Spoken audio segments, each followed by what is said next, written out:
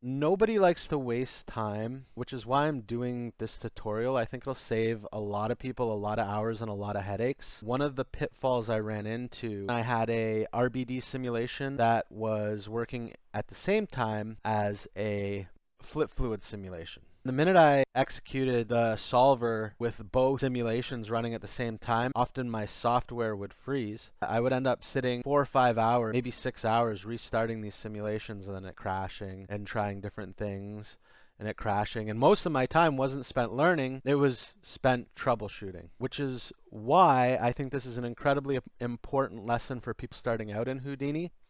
I'm running 16 gigs of RAM. I have an Intel 12700 CPU. I don't have a lot of RAM. I do need to upgrade that. However, in the meantime, for learning purposes, I don't need to be getting incredibly high fidelity out of my simulations. I just want them to work because I'm learning. Preparation for a client or doing something like that, maybe I need to get more resolution, but currently, for all intensive purposes, I'm here to learn. So within your flip fluid object, when you have a flip fluid simulation, there's something called particle separation. This is the distance between particles. So you can kind of think of it, and this is how I think of it. I might be wrong to think of it this way, but you can think of it as a resolution of your simulation. And the higher the particle separation is, the lower the resolution because you have less points per volume. If you have too many particles, it leads to instabilities, solver failures, unintended behaviors. You get diminishing returns in quality. By default, the particle separation value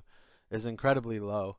And what they said was crank this up way higher than you would ever think. So when I came in to fix this one, this is as soon as I got home, I opened this file and I went through it and I opened up the flip fluid and I cranked this up to 100 to start.